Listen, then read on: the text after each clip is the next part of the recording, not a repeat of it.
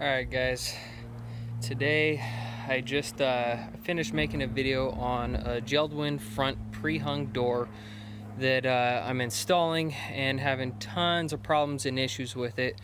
And one of the problems was that Jeld-Wen does not set their hinges, mortise their hinges into their door properly. They just do a really half-ass, shoddy, cheap, cheesy freaking throw them in, slap them in and go kind of thing. So in this case, because they did their installation of the hinges so shitty, I can't even get my door to hang right. I can't get a reveal, even though everything's plumbed, all my jambs are plumbed, everything's good to go. I can't get the door to close right, and it's because the hinges are all fucked up. So let me show you what we're working with here. So this is one of the hinges, and as you can see there, they are nowhere near getting that thing into their mortise. That is full on the door. And on top of that, you can see how nice and flat all their screws are. They have them in every which way. Look at this hinge here. I mean, how hard is it to just screw a screw in straight? I mean, come on, that's crazy. And look at how crooked that one is. It's at least they got it into their mortise, but it is completely crooked on the door. So with that, this is one that I fixed. As you can see, it's all good to go.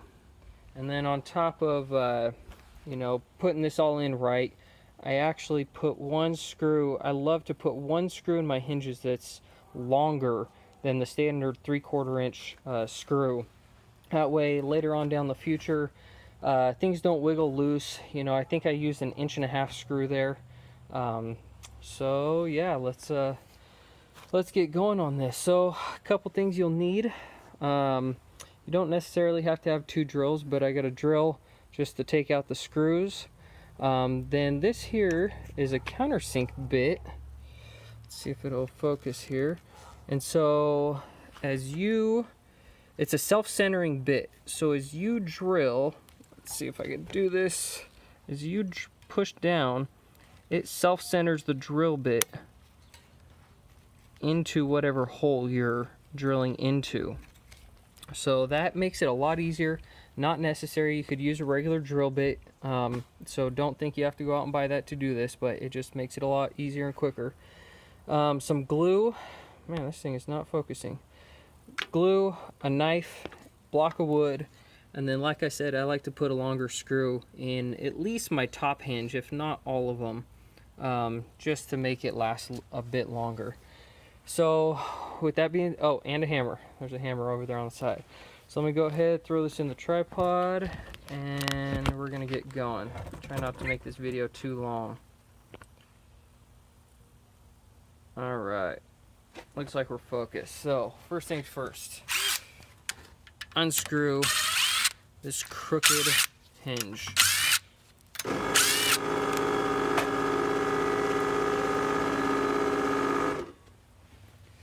All right, put that out of the way. Next thing is I like to take a block of wood. It could be anything. You could use shims, technically toothpicks. Toothpicks actually work really good. So what I like to do is carve off a corner, and then I'll take that chunk of wood and I'll get one end that's kind of a little bit smaller. That way it can go into this hole pretty decent. Then I'll cut it off when it's about 1 inch, 1.5 inches long, something like that. That way I have something looking like this. Then what I'll do is I'll take some glue. There's some regular old wood glue. Oh, let's see here. Put a little wood glue in the hole. I like to put a little bit on my piece of wood. Shove it in the hole. Hammer down. Sometimes they break. That's alright. Just hammer it till it stops and then break it off.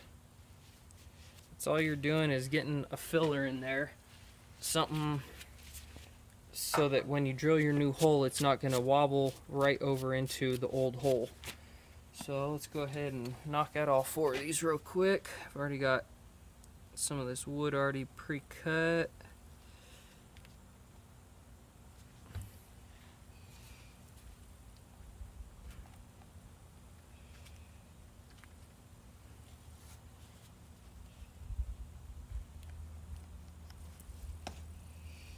You don't really have to use the wood or the glue, but I don't know.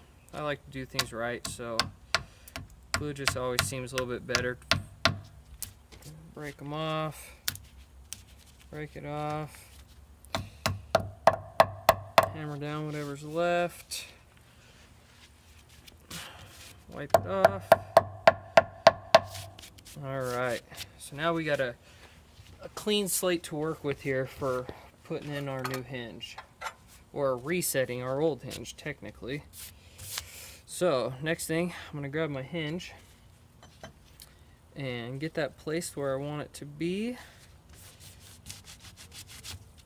Clean this up a little bit.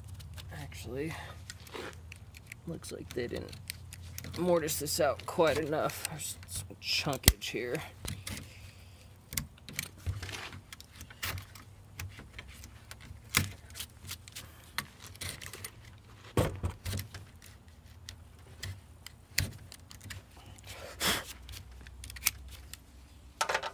Alright, try this again.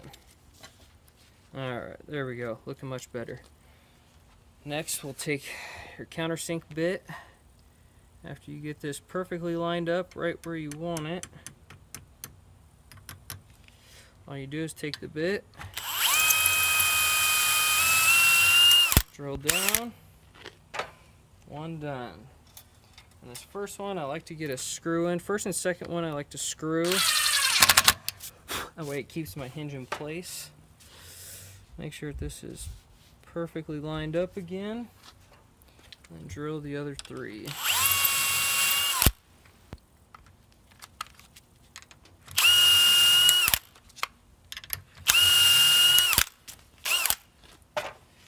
So let's see, can you see what that's doing there? Let me try to zoom in here.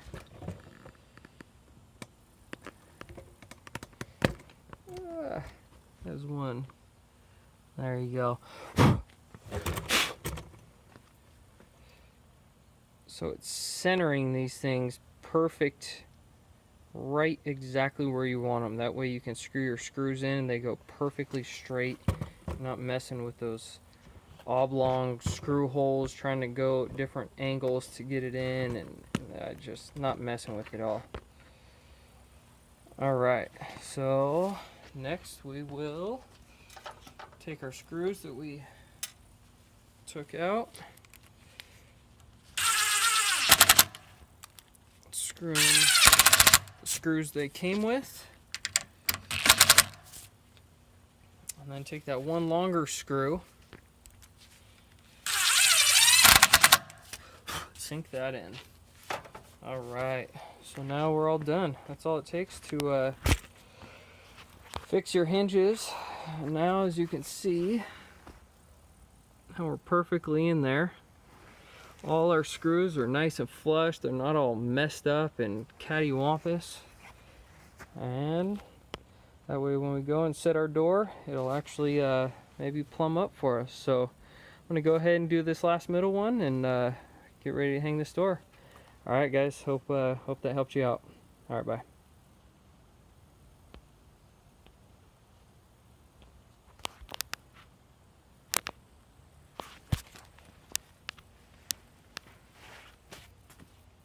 Oh, if that didn't front tail first.